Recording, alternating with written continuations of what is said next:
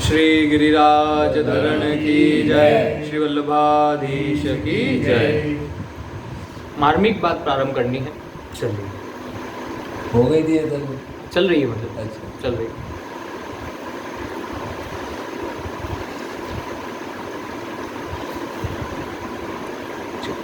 अब यहाँ शंका यह होती है कि जिस कृष्ण मार्ग से उपयुक्त सकाम पुरुष जाते हैं उसी मार्ग से योग भ्रष्ट पुरुष भी जाते हैं। अतः दोनों का मार्ग एक होने से और दोनों पुनरावर्ती होने से सकाम पुरुषों के समान योग भ्रष्ट पुरुषों को भी निबंध या आसुरी मता वाला बंधन होना चाहिए। इसका समाधान यह है कि योग भ्रष्टों को यह बंधन नहीं होता, कारण कि पूर्व यानी मनुष्य जन्म की हुई साधना में उनका उद्देश्य अपने कल्याण का रहा है और अंत समय में वासना, बेहोशी, पीड़ा आदि के कारण उनको विघ्न रूप से स्वर्ग आदि में जाना पड़ता है। बात क्या हो रही है? एक व्यक्ति है जो अपना जीवन उसने अपने कल्याण के लिए यानी भगवत मार्ग के लिए उसने अपना जीवन व्यतीत किया, है ना। यानी उसका लक्ष्य यही था कि उसे भगवत प्राप्ति करनी है ना। पर हुआ क्या कि एक समय ऐसा आया कि माया के जाल में फंसकर या काम के वो है ना किसी भी कारण से उसका बीच में उसका पतन हो गया, यानी अपने योग से अपने पद से वो भ्रष्ट हो गया। जैसे अजामिल के साथ हुआ, सोबरी ऋषि मुनि के साथ में हुआ, ऐसे। और एक व्यक्ति है जो कभी इस मार्ग पर चल ही नहीं रहा है, वो सकाम व्यक्ति है। तो यहाँ पर सकाम कामना के वश में होकर, है ना, वशीभूत होकर जो व्यक्ति स्वर्ग को प्राप्त कर रहा है और एक योग भ्रष्ट व्यक्ति भी स्वर्ग आदि इनको प्राप्त कर रहा है, तो दोनों क्या एक ही जगह पर आ गए क्या? ये बात हो रही है। जाता है एक रास्ता पर, एक वहीं रुक जाता और एक वापस अब जो योग भ्रष्ट भी हुआ है तो पर उसने भगवान नाम जप तो किया, साधना करी, वो साधना का फल उसे वापस मिलेगा जरूर, चाहे इस जन्म में नहीं हुआ तो अगले। जैसे भरत मुनि के साथ में हुआ, जड़ भरत जी के साथ में हुआ। जड़ भरत जी के साथ पूरा जीवन उन्होंने भगवान के लिए लगाया, अपने कल्याण के लिए भगवत मार्ग पर अंत समय में एक हिरण का स्मरण हो गया, तो उसकी वजह से अगला जन्म उन्हें हिरण का लेना पड़ा। पर हिरण का जन्म होते हुए भी उन्हें सब कुछ याद रहा, उनकी स्मृति वही रही। यहाँ तक कि इतने ज्ञानी थे कि हिरण होते हुए वो हरे पत्ते नहीं खाते थे, सूखे पत्ते खाते थे, ताकि क्योंकि हरे पत्ते हैं तो वो जीव है, तो उनको नहीं खाते थे। अगला जन्म फिर से उन्हें एक अच्छा मनुष्य जीवन मिला, अपना कल्याण करके भगवान के धाम को प्राप्त हुए। इस प्रकार से ये बात हो रही कि जो योग भ्रष्ट व्यक्ति है और एक सकाम पुरुष है, क्या दोनों का फल एक ही जगह होना है? तो अंतर है। क्या अंतर है? ये आगे तो जो योग भ्रष्ट है उनमें कारण क्या है कि साधना में उनका उद्देश्य अपने कल्याण का रहा है और अंत समय में वासना, बेहोशी, पीड़ा आदि के कारण उनको विघ्न रूप से स्वर्ग आदि जाना पड़ता है। अतः इन योग भ्रष्टों के इस मार्ग से जाने के कारण ही सकाम पुरुषों के लिए भी योगी पद आया है, अन्यथा सकाम पुरुष योगी कहे ही नहीं जा सकते। सकाम पुरुष योगी कैसे हो? मेरी बात सुनिए, सकाम कर्म योग में भी नहीं आता जी। आज व्यक्ति अपने मुक्ति के लिए या कर्म जो धार्मिक है, पुण्य कमाया है, जो हो जाएगा सही, उसका तो उसे फल मिलना है ना, पर वापस आएगा, तो फल मिलेगा, स्वर्ग में जाएगा ऐसा। पर वो सकाम कर्म उसको मुक्ति नहीं दिला पाएगा, पूरे हो गए वापस आएगा और फिर करना पड़ेगा, तो फिर वही बात हो जाएगी। ऐसे कुल मिलाकर बात ये हो रही है कि भगवान को प्राप्त करने का, भगवत प्राप्ति के अलग अलग मार्ग है, जिनमें से प्रमुख मार्ग कहे जाते हैं कर्म योग, ज्ञान योग और भक्ति योग। तो इसमें से जो कर्म योग है, अब कर्म दो प्रकार का होता है, वैसे तो तीन प्रकार का होता है, कर्म, अकर्म और विकर्म, है ना। जो कर्म हमें करने चाहिए यानी धर्म पूर्वक, उन्हें कर्म कहा जाता है। जो नहीं करने चाहिए, जो धर्म में हमारे मना है, जैसे मांस भक्षण आदि, वो विकर्म कहलाते हैं। और अकर्म होता है जब कोई क्रिया हो ही नहीं रही है, जब कोई कर्म हो ही नहीं रहा है, उसे अकर्म कहा जाता है। भगवान बोलते हैं ना अकर्मण्यता, जिसका लाभ हम कुछ नहीं है। अब ये कर्म कौन सा हो सकता है? अकर्म, निष्काम। निष्काम कर्म अकर्म में आ जाता है। क्यों? क्योंकि उसमें व्यक्ति के द्वारा किया गया कर्म, मतलब क्रिया उस व्यक्ति के द्वारा हुई है, फिर भी उसका फल उस पर लौटकर नहीं आ रहा, उसका फल चाहता नहीं। इस प्रकार से ज्ञान में कर्म करता हो, फल नहीं चाहता। और ऐसे कर्म दो प्रकार का है, सकाम कर्म और निष्काम कर्म। तो कर्म योग में जिस कर्म की बात करी गई है वो कर्म निष्काम कर्म है, वो सकाम कर्म नहीं है। कोई व्यक्ति सकाम, मतलब कोई व्यक्ति, देखिए कर्म तो सभी लोग कर रहे हैं, और मुझे भी ऐसे कई लोग मिले जो बोलते हैं हम तो कर्म योग पर हैं, कर्म कर रहे हैं। अरे आप कर्म योग के मार्ग पर नहीं हैं, आप तो सकाम कर्म कर रहे हैं। आप तो बदले में कोई भावना, आपने कहीं किसी आश्रम में कोई पंखा भी लगाया तो उस पंखे के ऊपर भी आपने अपना नाम लिखवा दिया पंखुड़ी पर कि भैया मेरे द्वारा ये पंखा तो जो है दिया गया है। ये तो सकाम हो गया। सकाम कर्म, अब आपने आश्रम में दान तो दिया तो पुण्य मिलेगा, फल मिलेगा, आप स्वर्ग आदि में जाएंगे, पर वापस आपको लौट कर आना पड़ेगा। और इस तो आपको मुक्ति मोक्ष प्राप्त नहीं हुआ। मोक्ष प्राप्त करने के लिए जो कर्म किया जाता है वो निष्काम कर्म होता है। तो यहाँ पर जब भी कर्म योग में जिस कर्म की बात होती है वो कर्म निष्काम कर्म होता है, सकाम कर्म नहीं होता। आगे, अब वो कर्म योग ही नहीं है जो व्यक्ति सकाम, तो उसको योगी कैसे कह देंगे? योगी वो व्यक्ति कहलाएगा जो योग मार्ग पर है, चाहे वो भक्ति योग वाला हो, ज्ञान योग वाला हो या कर्म योग वाला हो। पर सकाम कर्म वाला तो किसी योग मार्ग पर है ही नहीं, तो योगी कैसे कहलाएगा? पर जो योग भ्रष्ट हो चुका है वो तो एक समय पर योगी थे, पर वो अपने पथ से भ्रष्ट हो गए। ये अंतर है।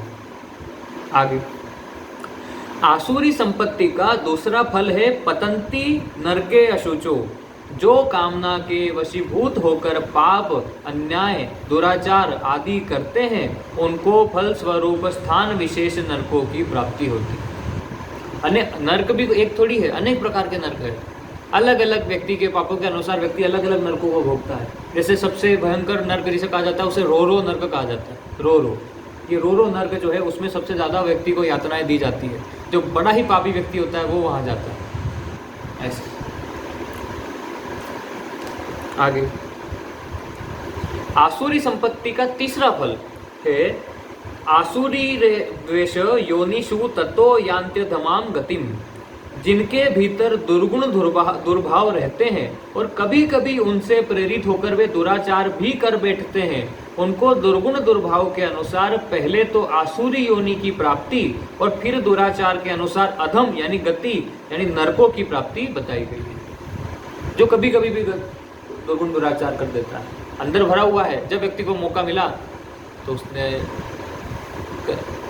कोई सा कर्म कर दिया जो नहीं करना चाहिए था। इस प्रकार आज भी अगर देखा जाए तो संसार में कोई व्यक्ति अगर कोई आज कोई गलत काम नहीं कर रहा है, उसके पीछे कारण ये है कि वो डरता है समाज से, सरकार से, इनसे। आज किसी व्यक्ति को खुली छूट दे दी जाए तो फिर वो उसका दुरुपयोग करेगा ही करेगा। शक्ति का व्यक्ति दुरुपयोग करता है जिसके अंदर ज्ञान या विवेक नहीं है, और जो व्यक्ति भगवत मार्ग पर नहीं चल रहा है वो उसके द्वारा किया गया सारा काम फिर वो अपनी शक्ति का दुरुपयोग ही करेगा।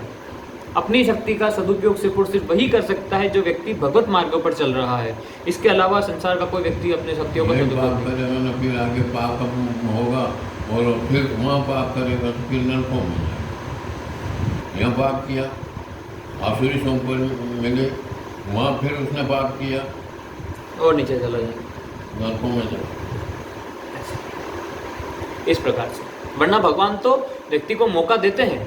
जैसे गीता में ही आया था, गीता में दो प्रकार के लोगों के बारे में बात हुई थी।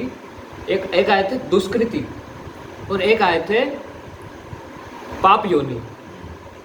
दुष्कृति व्यक्ति कौन कहलाता है? जो व्यक्ति अपने वर्तमान जीवन में पाप कर रहा है उसे दुष्कृति वर्ग कहा गया था। और पाप योनि उसे कहा गया था जो अपने वर्तमान समय में तो नहीं, पर जिसने अपने पूर्व जन्म में पाप किए और उसके बावजूद चलो फिर उसको एक मनुष्य जन्म मिला, पर वही है कि पाप का प्रारब्ध तो भोगना पड़ेगा, तो उसके फलस्वरूप उसे इस जीवन में दुख यातनाएं प्राप्त हो रही होगी, पर वो व्यक्ति पाप योनि कहलाएगा। क्यों? क्योंकि उसने अपने पूर्व जन्म में पाप किया। और दुष्कृति वो व्यक्ति कहलाता है जो अपने वर्तमान जीवन में भी पाप कर रहा है।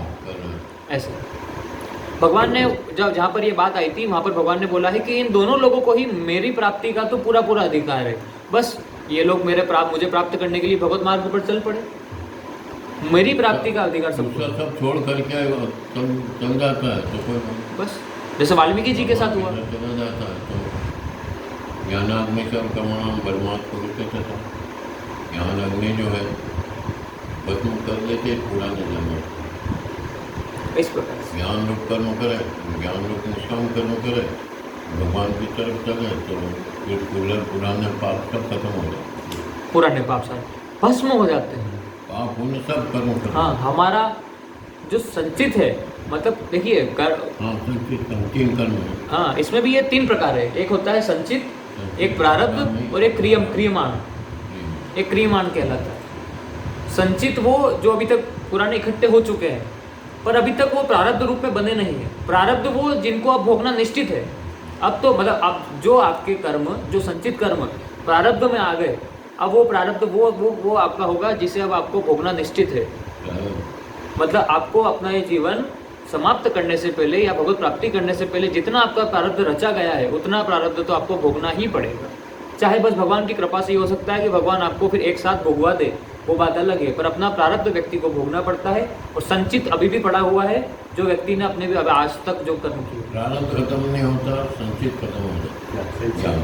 हाँ, संचित तो भस्म हो जाएगा, वो प्रारब्ध व्यक्ति भोग लेता है।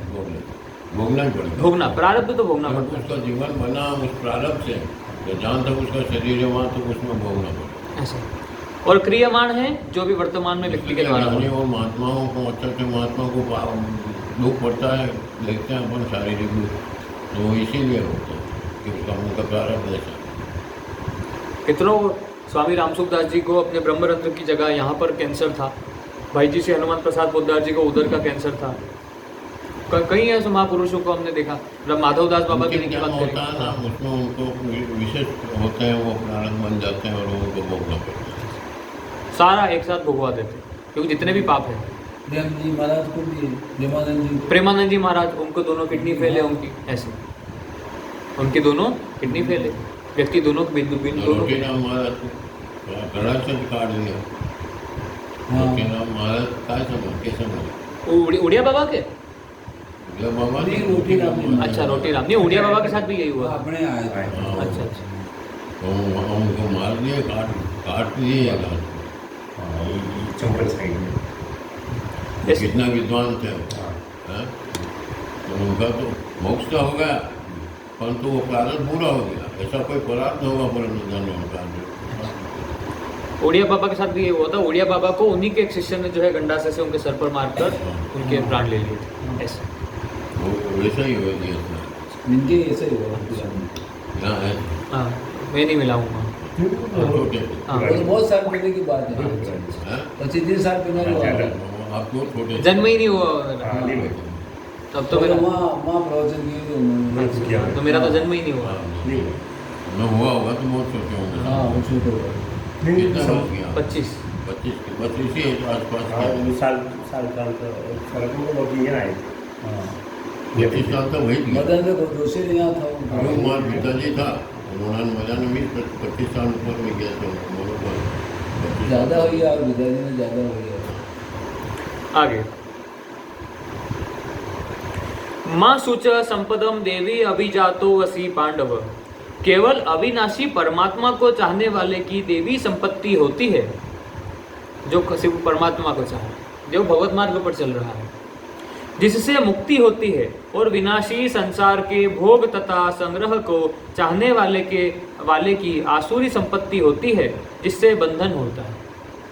यानी अगर बस एक शब्द में कहें तो भगवत मार्ग के अलावा इस संसार के और कोई भी राग है तो बांधता ही है व्यक्ति, वो बंधन है।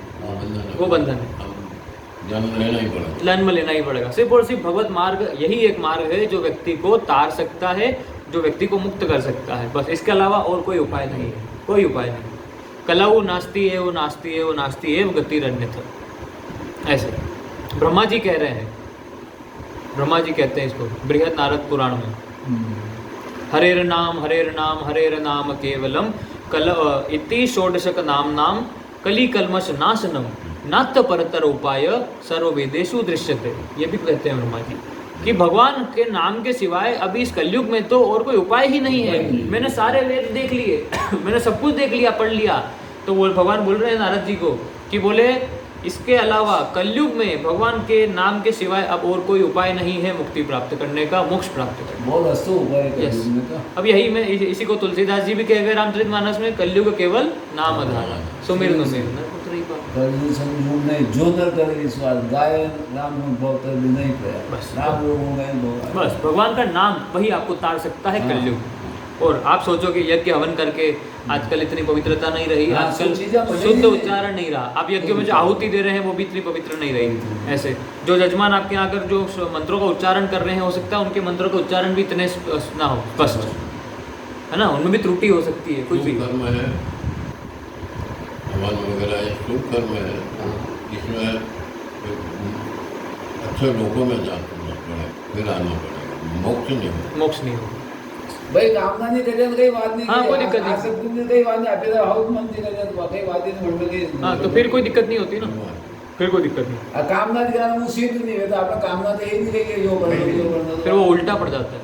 पण कामना ती करा तर पडे. कामना तर हे नहीं निष्काम करे. नहीं, निष्काम तो सही सही, पर जो व्यक्ति कामना के द्वारा कर रहा है ना, हाँ. फिर उसको बहुत ध्यान से सब काम करना पड़ता है, हाँ. क्योंकि फिर उसमें त्रुटि होती है, वो उल्टा हो जाता है. जैसे बोलते हैं कि जो व्यक्ति कोई सिद्धि प्राप्त करने के लिए कोई यज्ञ हवन करता है और उस सिद्धि में वो जिस देवी देवता को सिद्ध करना चाहता है, अगर उसे सिद्ध करते समय कोई त्रुटि हो गई तो व्यक्ति या तो पागल हो जाएगा या उसकी मृत्यु हो जाएगी. क्यों? क्योंकि वो देवी देवता, हाँ, क्योंकि वो देवी देवता, और वो देवी देवता विघ्न डालते हैं ताकि आप उनको सिद्ध ना कर पाए. पर अगर आपने उनको, इसलिए कोई बहुत बड़ा योगी उनको सिद्ध कर सकता है, बाकी नहीं कर सकता. ऐसे आगे समझ है. थोड़ा हाँ.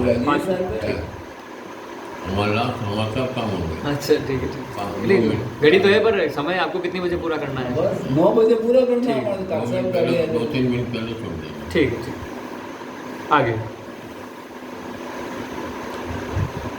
9 बजे नहीं, 9 9 बजे 2-3 मिनट दे. हो गया। 2-3 मिनट दे. हो गया। हो गया. चलो ये इतना पूरा हाँ, करना करना, है. करना. हाँ, ये इतना. दुर्लंचा अरे ये बात. जिससे बंधन होता है. इस बात को सुनकर अर्जुन के मन में कहीं यह शंका पैदा न हो जाए कि मुझे तो अपने में देवी संपत्ति दिखती ही नहीं, इसलिए भगवान कहते हैं कि भैया अर्जुन, तुम देवी संपत्ति को प्राप्त हुए हो, अतः शोक संदेह मत करो. तुम मत डरो, तुम देवी संपत्ति को ही प्राप्त हुए हो. अर्जुन को समझाया, क्योंकि उनको लगा कि ये लक्षण तो मेरे में भी है कि नहीं है, पता नहीं, दिख नहीं रहा. आज मैं भी हूँ, हम भी सोचते हैं कि हम अच्छे मार्ग पर चल रहे हैं, कोई हमसे त्रुटि हो रही है कि नहीं हो रही, हमें कैसे पता? नहीं. क्या तो ये इस प्रकार से शेष चर्चा. ओम शांति शांति शांति.